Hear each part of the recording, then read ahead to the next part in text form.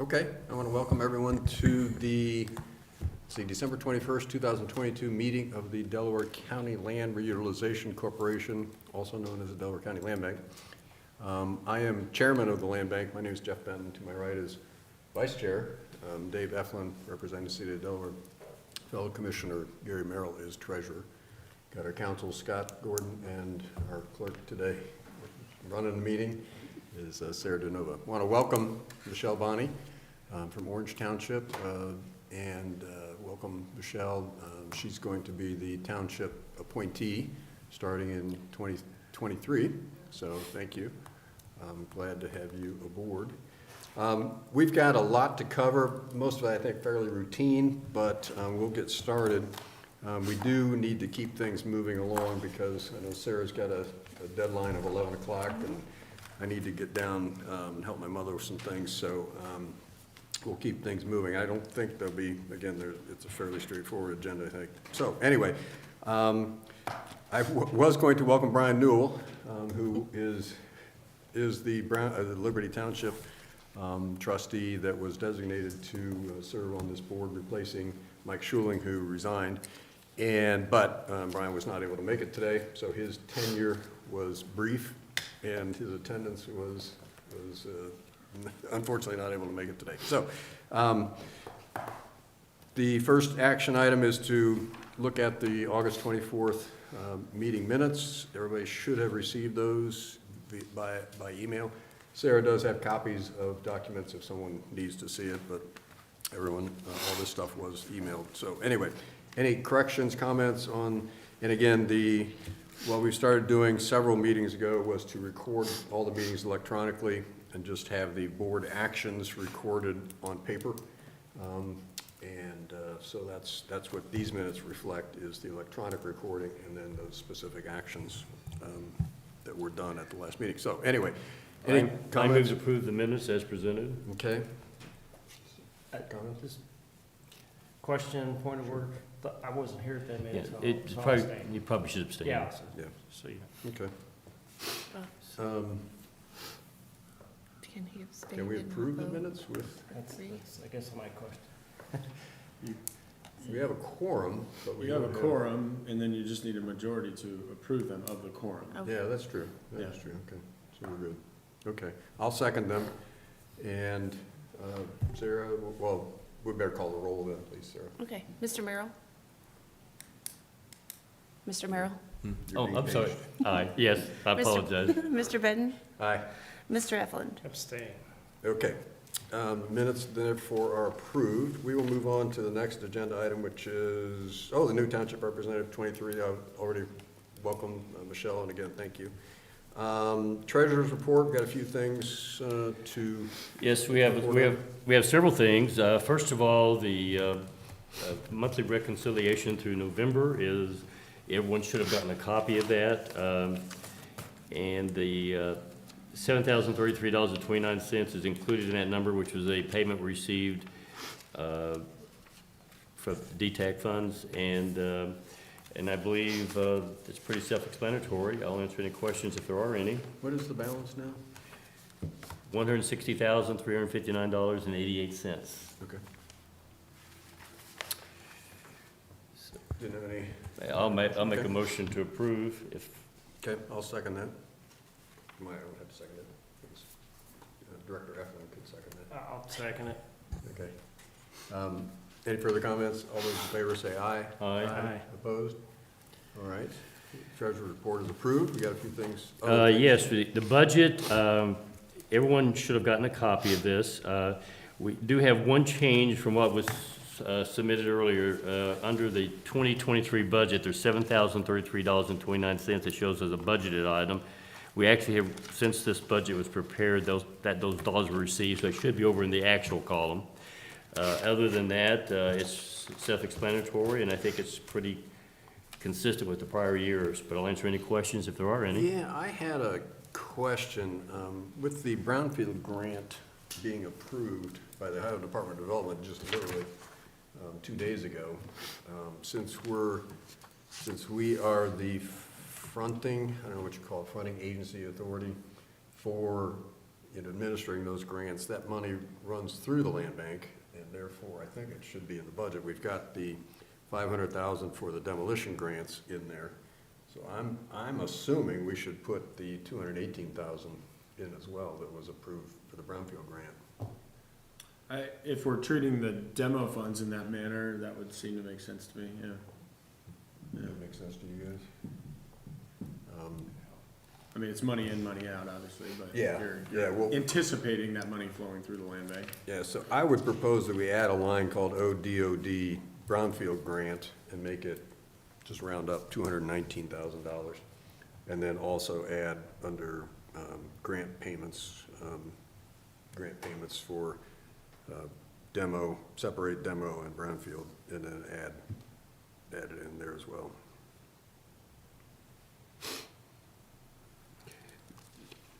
So do we want to go ahead and, we need to go ahead and approve it with the changes? With the changes, yes. And Karen, did you get those changes? Okay, and you sent out a corrected budget after this meeting for everyone, would you do that? Okay, thank you, Karen. So with those corrections, I will make a motion to approve the budget. Second? Okay, further discussion? All those in favor say aye. Aye. Aye. Opposed? All right, motion carries. Thank you, Gary. Okay, Keep the going. next order of business, due to the state auditor's office needing to seek outside auditing help, REA will be our representative to doing the audit next year, and it'll be at a cost that was negotiated. RFP was $7,350.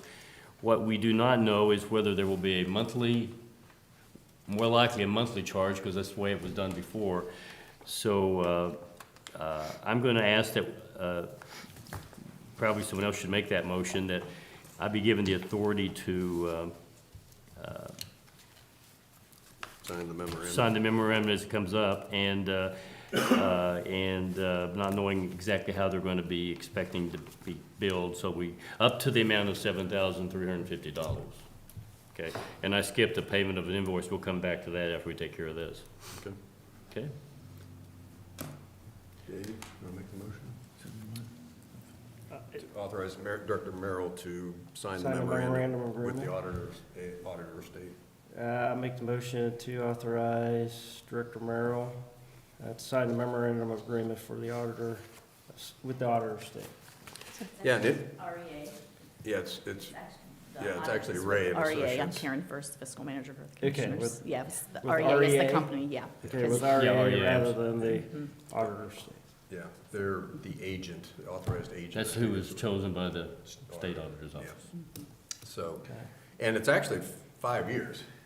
You know, the agreement is actually for the next 5 years, Ray and Associates Correct. will be doing the audit, so.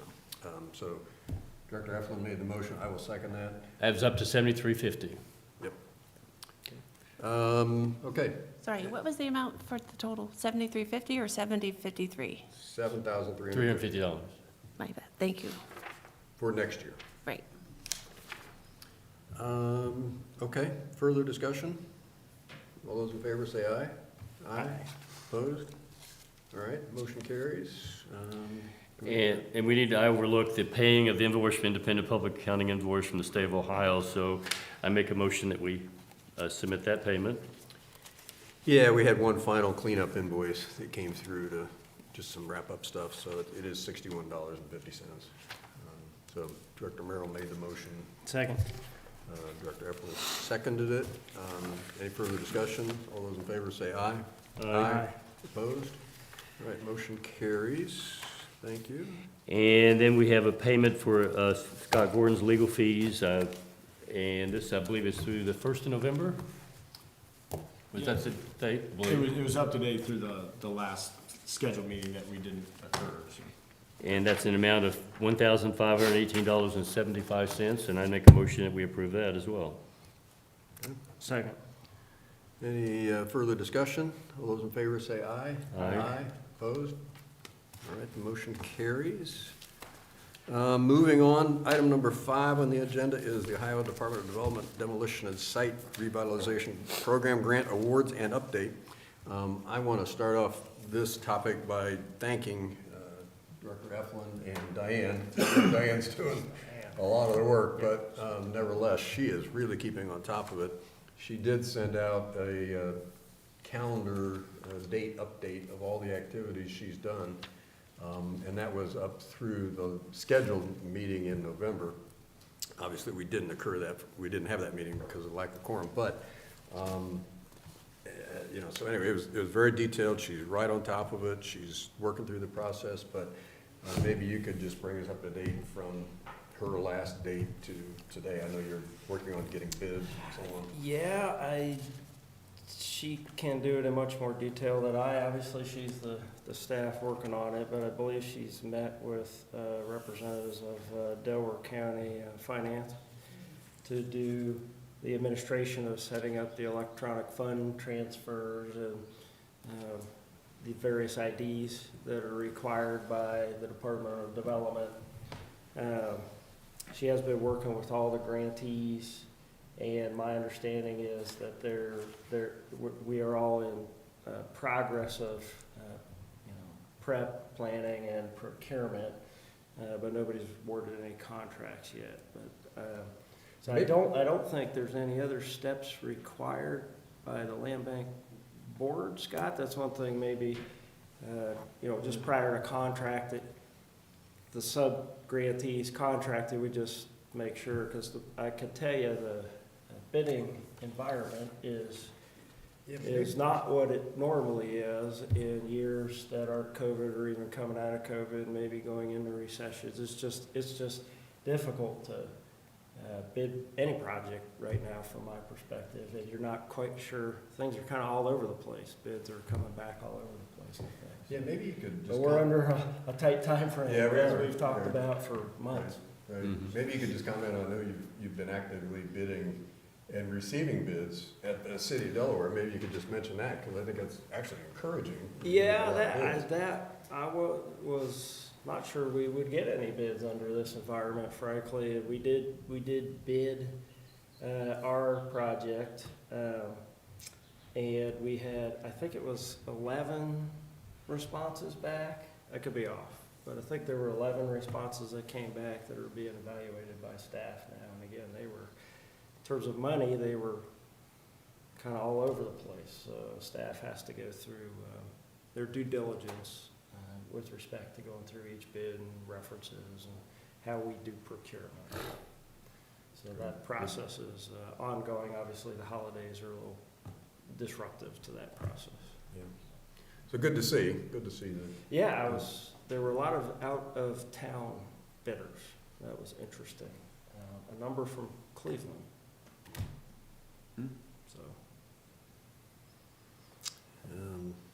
Yeah, so again, good progress. And again, I can't thank Diane enough for her leadership on this, this process, because we're demolishing 6 blighted properties and gonna create good areas for economic development or other use, and that's just a great thing to see. So again, thanks to Diane, and I'm sure she'll keep on top of it as it goes forward. Any other comments on ODOD, the demolition? We've got the brownfield issue we'll tackle under other business. Nope. Okay, we'll move on to the records retention policy, records retention discussion, and then public records policy. One of the, I think we had 2 comments. I think one in the audit. One of them was that we need to establish an official public records policy. And Karen, I know you've been working on this. Sarah's been working on this. Scott, I think did some review work as well. So we have distributed the proposed policy for public records requests. I've reviewed it. We have an outstanding records commission led by Chris Shaw here, and she helped guide us through this process. So again, good to have in place. I don't expect a whole lot of public records requests, honestly, but nevertheless, it is important to have a good policy and a record retention schedule in place, which is what this policy accomplishes, I think. So, any further comments? I suppose I'll Yes, Scott. comment on the form that details the record retention schedule. Karen, I thought we had exchanged an email, or maybe not with you, but this RC2 that has not been completed, or do you know if that has been completed? The RC2 details the record retention schedule. Do you know, I mean, and perhaps that's exactly what Is you're that- talking about. Sarah, is that this thing? I believe that is. I mean, a lot of times, yeah, Yeah. that would be like attached to, there's like a Yeah. 2-page. It's got the schedule number, record title, retention period. Okay, immediate all right, date. all right. Yeah, That's, I think, gonna be incorporated by inclusion in the records retention policy. Right.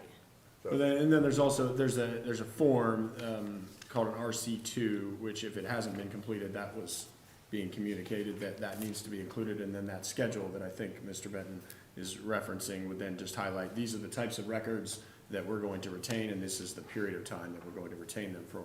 The Ohio History Connection, which is kind of the nonprofit organization that public entities look towards, have a proposed schedule that I think we utilized when coming up with those timeframes and all of that. Okay. So, So, Sarah, you're familiar with the RC2, aren't you? Is that the schedule I sign occasionally? Yes, that's for the, they give that to us when they are ready to destroy records. Yeah, Um, okay. Is So, that part of the policy, that form, or? Well, the public records Yeah. policy, it could, well, I'll have to look through this to see if it actually references the retention schedule within it, but it's more I suppose an arm of the public records policy about how long do we retain them and when do we destroy them. and then I think for the Record Center, they need that form to authorize the destruction of said When we submit- items. Yes, Forms to them? right, Yeah, okay, that's what I thought. I thought we'd sign, we send the RC2 along with the paperwork that's being retained. right. Okay, so is that, so we don't have anything to send out there at this point, do we? No, Okay. No. So I think maybe, Scott, what you're saying is we just need to prepare an RC2 when we do send something out there? Is that what you're saying?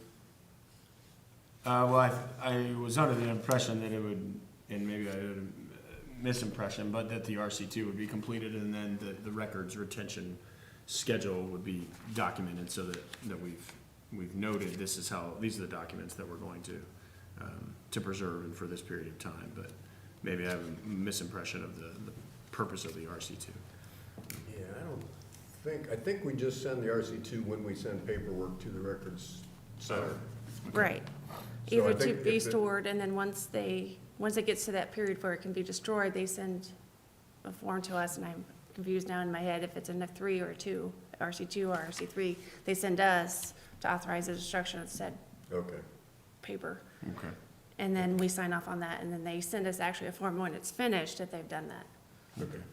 So I think we should just incorporate the records retention schedule, that matrix of what documents and how they're retained and so on. We'll just Into the incorporate that as policy. part of the policy. You get that, Sarah? Yeah. Okay. Now, you're seeking a motion on the record? Yeah, we do need to have an official motion and approval of that policy with the retention schedules attached to it. I so move. Okay. Second. All right, further discussion? All those in favor say aye. Aye. Aye, opposed? All right, thank you. We will appreciate that, again, getting that policy done is good. Okay, next topic is public, we did that. Next topic is tax foreclosure list from treasurer and tax collection update. Have not seen anything, I don't think they've submitted anything, so we'll move on. Tax foreclosure list from the prosecutor's office there, we did get a list as of the middle of November. We haven't gotten the December one yet, but there were 4 properties in the process of foreclosure. And the prosecutor is keeping us posted on those, so we appreciate that. They're pushing those along. DTAC funding 2022 and 2023 I just listed because at the time we were doing the previous meeting, we hadn't received the check. And I just want to make sure that we were up to date, and we are. Number 11 is the Ashley property. The auditor conducted an auction of the foreclosed Ashley property. Just by way of briefing, typically the way land banks get properties is through the foreclosure process. The foreclosure goes through the regular channels, and the last step is a sheriff's sale. And most of the time, vast majority of the time, someone buys the property that's at the sheriff's sale. This time, with the Ashley property, there were actually 3 separate parcels, but they're all basically linked. No one bought that property at sheriff's sale. No, this is the way we disposed of 3 other properties in the spring with Sunny V and a couple others here in the city. And so the auditor is required to hold an auction once a year of any properties that have gone through the sheriff's sale and are basically wards of the state, as we call them, been forfeited to the state. So the auditor, in this case, Deputy Auditor Mike Ringel, conducted that auction. I think it was October, maybe September, and received a lot of interest. I think he had a bunch of bidders there. One father and daughter bought the property and has already started renovation of it. I was talking to the mayor of Ashley, and he said that there were 300 wheel rims on this property. You know, these are blighted properties, but it was just interesting. 300 wheel rims or thereabouts that were buried in the mud and in the basement and so on. So it was a nasty property. But anyway, this father and daughter couple are working on it. They're rehabbing it. And it was interesting when I drove by and looked at it, and I also spoke to the mayor after the sale, and he was very pleased. Yeah. Again, the mayor was pleased. Again, that's what the land bank can do. We can push these things through to foreclosure. Property in Delaware County is very valuable, so, you know, every time we've done this, we've received multiple bidders, and that's encouraging. So anyway, that's the update on the Ashley property. That property had been a problem for years, and we finally got it pushed through. That goes back 6, 7, 8 years. I remember having an issue that I referred to the health department. It's been at least 6, 7 years ago, and took this long to get here. Yep. Okay, last topic is other business, and I wanted to introduce the 54 West Lincoln, also known as Sunny V. That property, we just received notice, I think it was Monday, that the Ohio Department of Development had officially approved the brownfield grant on this property, and we need to sign the grant agreement, and so we need to get authorization to do that. But I still have a number of questions on this, and again, since it's so recent, we just didn't have a whole lot of time to do all the research to find out the answer to some of these questions. I think my understanding is we did get a copy of the application this morning, the application to the ODOD this morning that Jeff Jordan from the Treasurer's Office submitted. And congratulations to Jeff. It's a complicated application, did a nice job, and clearly we got approval for the $218,000 plus grant through the ODOD and to proceed.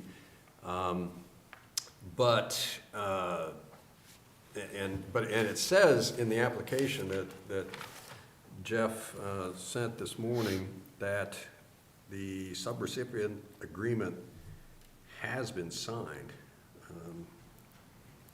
The way I read the list. Scott, do you? That's my understanding. I mean, the brownfield operates, from my memory, the brownfield operates just slightly different than the demolition grant, even though they were kind of marketed at the same time it came out. Right. But then the county had to approve, we have an agreement between us, the land bank, and the county, because the county had to serve as a unit of government, kind of like a sponsor, and then we were the lead entity to ensure that the owners of the property would follow through with all of the terms. And so it was, we're all involved. We do have a partnership agreement between the land bank and the county, and then there's a subrecipient agreement between the land bank and the owners of the property. Okay. So that's, I guess, hierarchy. Now, you have those documents? Yes, I do. I don't know that I've signed versions in my file, but yes, I have those. Okay. So electronically, yeah. Okay. Well, that's good. And again, this is great. You know, that property unfortunately has been sitting since they bought it and not much done with it. But this is a huge step forward. Yeah. Because that's the first phase, is to get rid of, and reading through the plan, the application, it looks like the plan is to remove the asbestos that we spotted in our surveys that we did, and then demolish the addition and get it back to a single-family residence, although they may run some small businesses out there. But it'll be just the original building, which is great. It's a beautiful old building that's in dire need of renovation. So it's great. Now, so I guess I would ask you, Scott, since again, this is all so new, what do we need to do? I know we need to sign the DOD agreement. Yes, the agreement obviously is a prerequisite to the state going ahead and funding the project.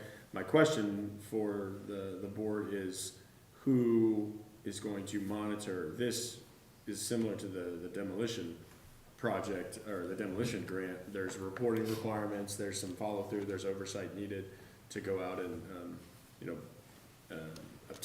obtain bids for the work, and then there's certain timelines that have to be met. So, I mean, the agreement itself, I reviewed that, including the amount that is being awarded. I don't have any concerns with respect to that, but it's who and how is the land bank going to ensure compliance with? Yeah, that was one of the questions I had too. And obviously, I'm going to immediately look to our colleague to the right. And It would see, seem that you would be in the best position Yeah, to to have do the- that. To volunteer Diane's services for that, For a reasonable fee, yeah, sure. for a reasonable fee. Yeah. Yeah, I think we could continue to help the land bank in this process. It's obviously property in the city of Delaware as well. As you say, Mr. Chairman, has been in need of Long time. this for a long time, so. I think, I don't know if we need to do a new intergovernmental agreement specifically for this, amend the one that we have for the demolition project. From memory, the one that we had was pretty specific to that. Even if all the terms are the same, I would think either an amendment or a separate agreement would seem prudent, just to ensure that the Maybe city and your agents would be compensated for any work related to this particular grant. Maybe it's, and I think, this all seems a little foggy, but earlier in 2022, I don't know if Jeff, I thought we talked about including some admin money Yes. in this Yes. application as well at the land bank. Well, the IGA has, So I maybe think, there's some funds there. Right, similar to the demo grant, there's, I believe, the opportunity to have some of the administrative costs covered by these funds. But I looked at that application yesterday, and I would need to go study it some more. And I'm not sure the application itself states whether there was any administrative costs anticipated within that or not. But I think with the demo grants, we talked a lot about the bidding environment and the unknown. We didn't know, not everybody knew all the costs that, and probably still don't, that they might get into those projects. And so I think we allocated all of those funds directly to the projects. yes.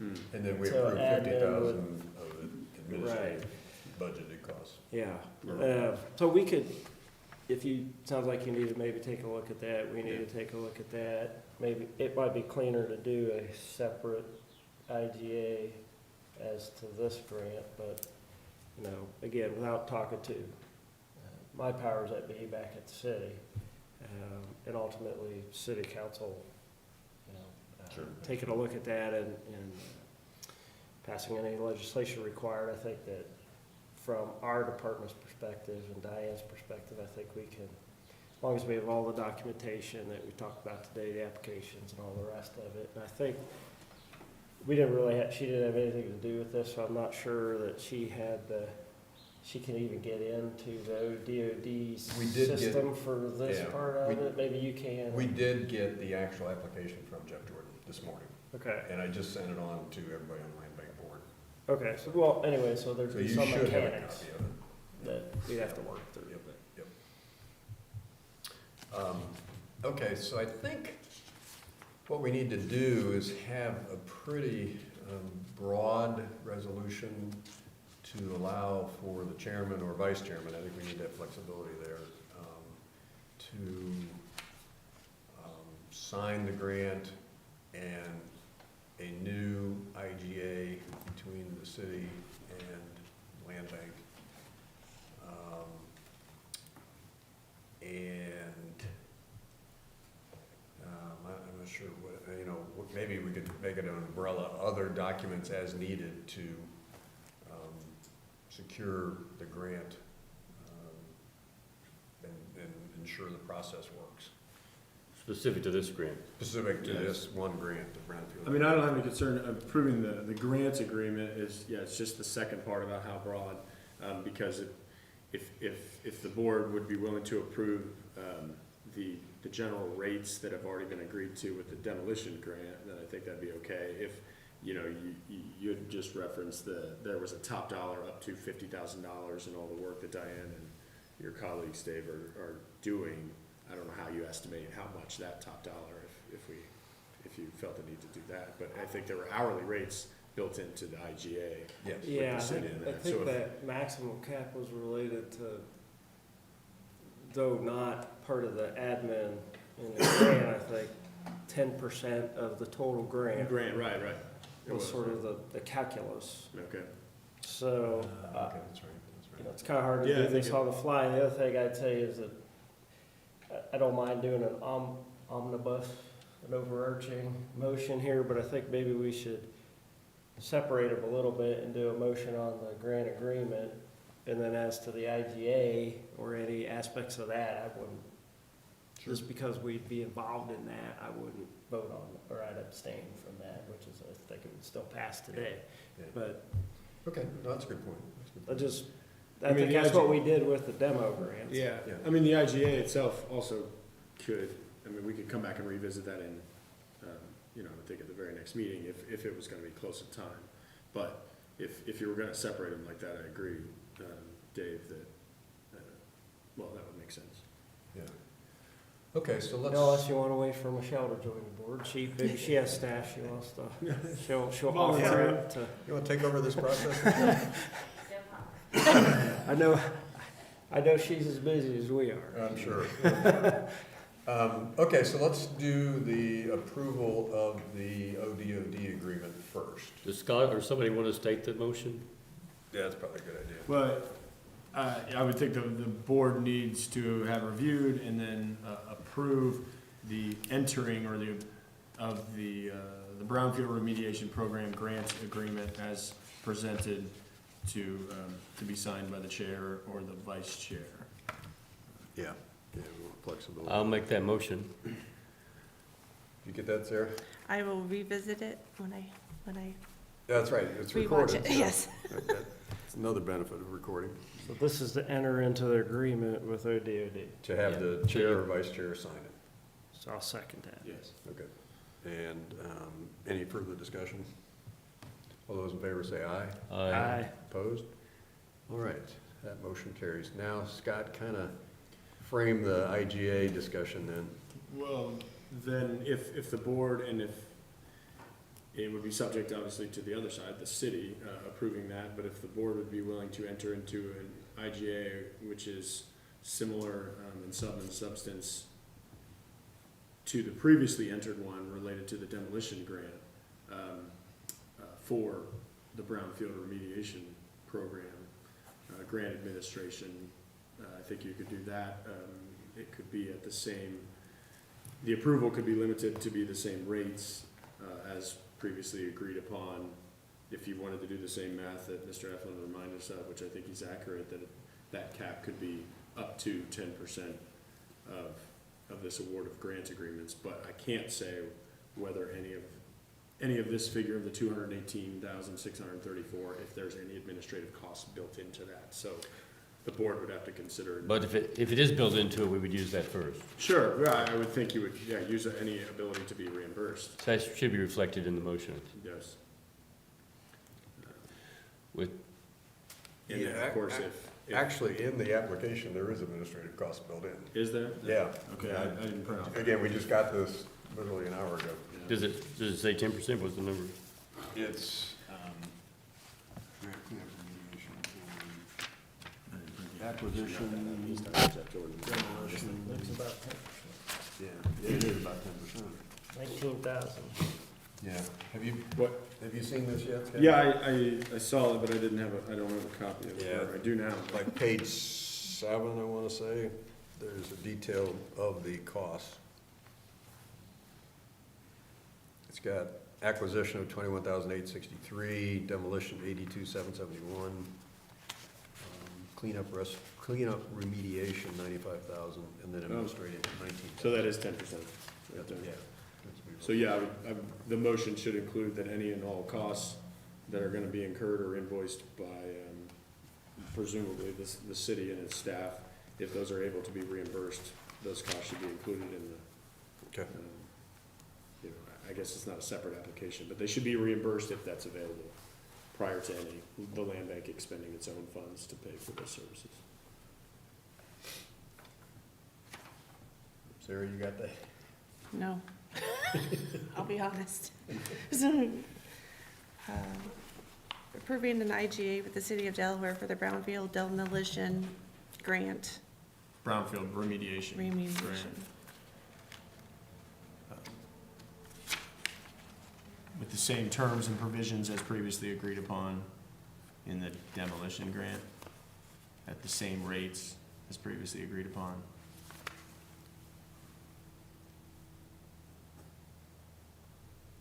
Okay. If any funds are able to be reimbursed through the grant funds, those funds should be utilized prior to the land bank using its own funds to pay for the city services.